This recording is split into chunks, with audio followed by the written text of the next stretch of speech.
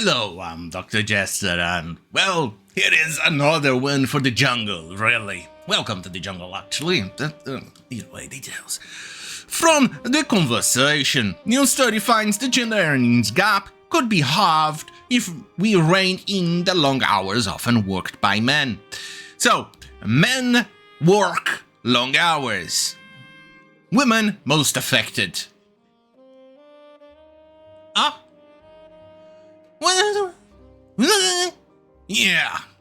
We've reached levels of absurdity like never before.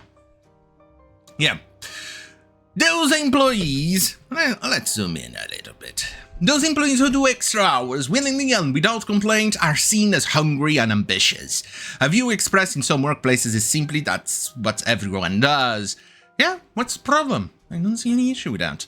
But what if we discover that people, at least in the heterosexual couple households, can only work long hours at their partner's expense? Yeah, once again, so a man decides to work long hours, be away from their family, from raising their kids to see their son or daughter grow up, missing familial moments and things that will never repeat in his lifetime ever again, just to give them enough money so they can be comfortable because, well, they're doing it at their partner's expense. These people seem to be utterly dumb. They are the very definition of dumb. But before I continue, here's a trailer.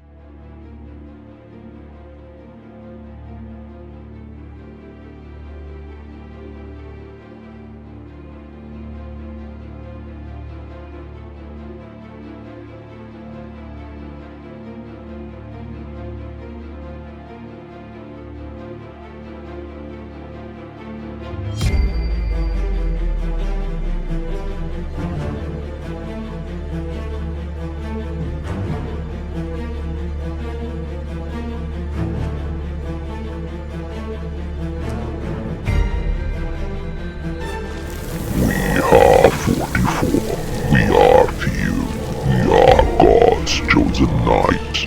We are born of sin and crime. We are repentance personified. We are immortal. We are legend. We are God's wrath made manifest. And we know no fear.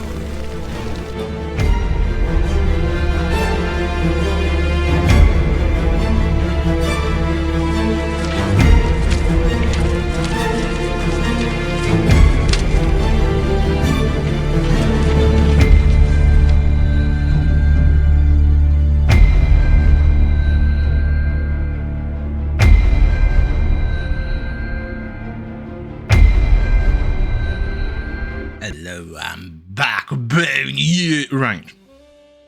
Here, let's continue with the suffering.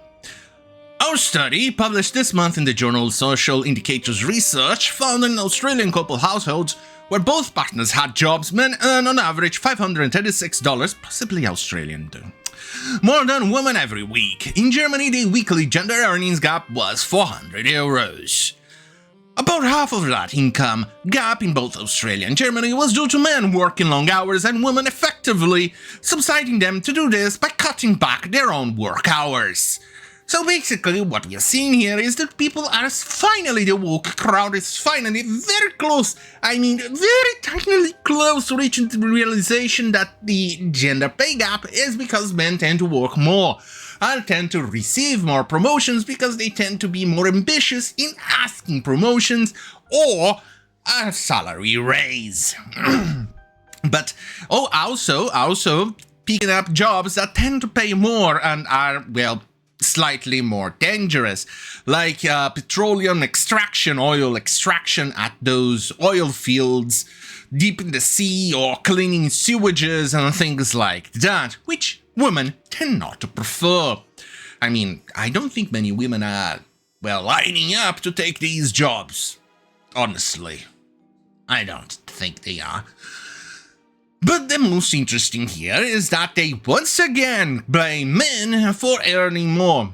Look, I'm pretty sure if you're a father, even though if you're not, like me, you would think, hey, I think I'll rather spend my time at home instead of working to give them a better life, a better chance at life, a more comfortable life, and stay at home so I don't miss things like my child growing their first words or their first walk or going to school and things like that. I would rather stay at home and get those things, that experience, to see that with your own eyes and have that wonderful memory implanted in your brain than staying at a job, probably dead-end job, and you have to listen to your angry boss complaining about something. I don't know which job would that be, or spending hours upon hours upon hours on your own company that you funded, because basically that's like slave job itself, because in the end you have employees to pay, and you have to cut on your salary or your wage at the end of the month, otherwise the company goes under with all that stress, etc. I definitely would rather stay at home, but that's the thing. Women also tends to prefer the familial home. This is why it also tends to affect the hours worked. But these people here, I think they managed to get one step ahead. Oh, I think I'm gonna sneeze.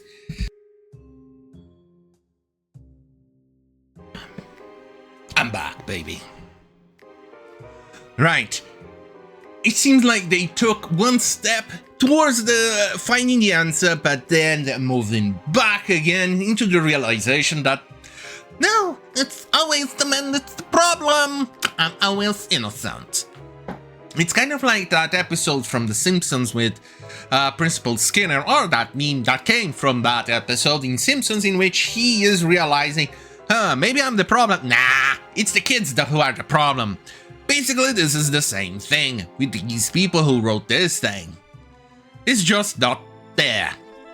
Look, what they say. It's tough to combine a job with running a household, but one person working extra hours makes this almost impossible.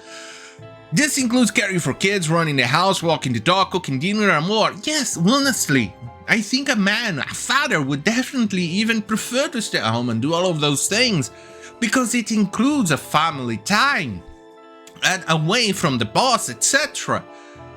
But they also would like to give his kid, his wife, or even the dog knows, a better life. They would rather stay at home than work extra hours, but you know that. These people. Anyway, the extra hours don't come out of nowhere, but they have been invisible in what we think of as fair. They are actually blaming men for taking the extra hours that a woman could be working. Yeah, no. Women tend to prefer family time, yes, even men too, but we know that we need to give them a good life because in the end we love them, so we sacrifice ourselves to give them a better life. This is how we do it. A woman will stay after working, will possibly try to help at home or do something without a maid or something, and well, the men stay the extra hour just to be able to pay for that. But no, they don't seem to understand that in a family, it's a 50-50 type of deal. A man will do what he does best, and a woman will do what she does best. It's one helping the other. Anyway, here we go. This helped us estimate what the gender gap in hours and earnings would look like if time weren't a borrower subsidized within the home. Once again, they think that the woman is sacrificing the most here again and again and again. The rest of the earning gaps is largely due to the differences in pay across male and female industries and job, and the persistent gender pay gap in hourly pay. It's like they're reaching very close to the realization. Very close. But not quite.